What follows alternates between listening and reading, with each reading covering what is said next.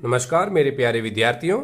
आज हम प्रश्नावली 1.6 का क्वेश्चन नंबर 1 करेंगे। ये क्वेश्चन अपने घात वाले हैं, तो आपको घातांक के नियम आना जरूरी है। यदि आपको घातांक के नियम नहीं भी आ रहे हैं तो भी हम इस प्रश्नों को हल करेंगे और आपको गणित के अंदर मास्टरमाइंड बना के ही छोड़ेंगे। यदि आपने अब तक चैनल को सब्सक्राइब नहीं किया है तो जल्दी से कर लीजिए, ताकि आप कक्षा 9वीं के गणित के तमाम प्रश्नावलियों के वीडियो देख पाएंगे। हाँ, तो अपना पहला प्रश्न है कि 64 की घात 1/2।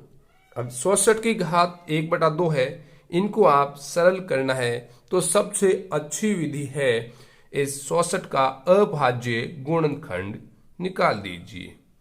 और आपको अभाज्य गुणनखंड आ रहा होगा।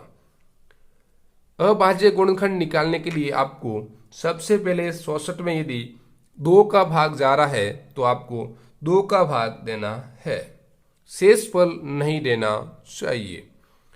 तो 64 में 2 का भाग 32 बार। 32 में भी 2 का भाग जा रहा है 16 बार। 16 में भी 2 का भाग जा रहा है 8 बार। 8 में भी 2 का भाग जा रहा है 4 बार। 4 में भी 2 का भाग जा रहा है 2 बार। और 2 में भी 2 का भाग जा रहा है 1 बार। ये अपना अभाज्य गुणनखंड हो चुका है। अब हम इससे इस प्रश्न को कैसे करेंगे, देखिए। अब हम इस 64 को इस रूप में लिख सकते हैं ना। हम 64 को ये भी लिख सकते हैं ना।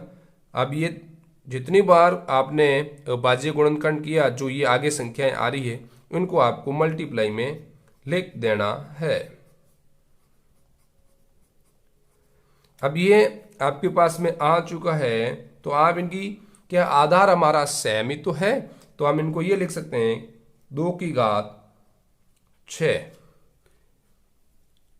अब हमें 64 को हम किस रूप में लिख सकते हैं, 2 की घात 6 में। तो यहां पर बस ये ही लिखना है कि 64 की जगह आपको लिखना है 2 की घात 6 और इनकी घात है 1/2, तो आपको इससे गुणा कर लेना 1/2 से। अब आपके प्रश्न का उत्तर आ चुका है कि 2। अब आपस में घातें आपस में क्या होती है, मल्टीप्लाई होती है। तो 6 और 1 का गुणा 6/2 बराबर क्या रह जाएगा 2। 6 में 2 का भाग गया 3 बार, तो 2 की घात 3। और 2 की घात 3 का अर्थ होता है इस 2 को 3 बार गुणा करना है। तो हमारे पास उत्तर आ रहा है 8। तो ये अपना सरल हो चुका है। उसी प्रकार हम करेंगे 32 की घात 1/5 वाला प्रश्न। अपना दूसरा है 32 की घात 1/5। ये घात है, तो आपको 32 को कैसे लिखना है इनके बारे में देखिए। तो आप इनका भी पहले अभाज्य गुणनखंड कर लीजिए। 2 का भाग गया 16 बार। 16 में भी 2 का भाग जा रहा है 8 बार। 8 में भी 2 का भाग जा रहा है 4 बार। 4 में भी 2 का भाग जा रहा है 2 बार। और 2 में भी भाग जा रहा है 2 का 1 बार। ये अपना इसका अभाज्य गुणनखंड हो गया है।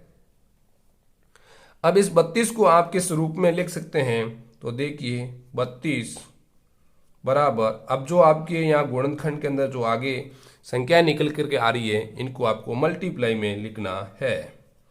तो 5 बार 2 है। 5 बार 2 है, तो आपको 5 बार 2 लिखना होगा।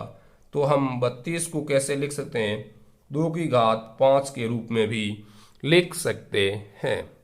तो अब 32 को आप 2 की घात 5 के रूप में लिखिए।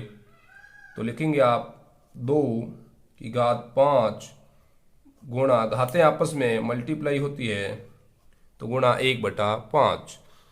अब आपको गुणा घातों का आपस में गुणा होगा, तो 2 5 और 1 का गुणा 5/5। तो 5 में 5 का भाग कितनी बार गया, 1 बार। तो 2 की घात 1। 2 की घात 1 का अर्थ है केवल 2। तो ये आपके दूसरे का भी उत्तर आ चुका है। अब अपना रहा है प्रश्न तीसरा, 125 की घात 1/3 है। तो यहाँ पे आपको 125 का अभाज्य गुणनखंड करना होगा। अब किसी संख्या के पीछे यदि इकाई अंक 5 है तो उसमें 5 का ही भाग जाएगा, अन्य किसी का नहीं जाता है। तो हम देंगे 5 का भाग। 5 का भाग इसमें 25 बार, 25 में भी 5 का भाग जाएगा क्योंकि इकाई अंक 5 है, तो 5 बार, और 5 में भी 5 का भाग गया 1 बार। तो हम कह सकते हैं, हम 125 को कैसे लिख सकते हैं, 5 गुणा 5 गुणा 5 के रूप में। तो हम 125 को 5 की घात 3 के रूप में भी लिख सकते हैं।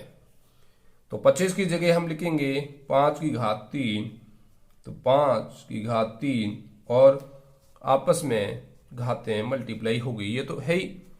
तो आप गुणा कर लीजिए, 5 1 और 3 का गुणा 3/3 बराबर 5 की घात 1, यानी आपका उत्तर 5 रहेगा। ओके दोस्तों, अपना पहला प्रश्न हो चुका है।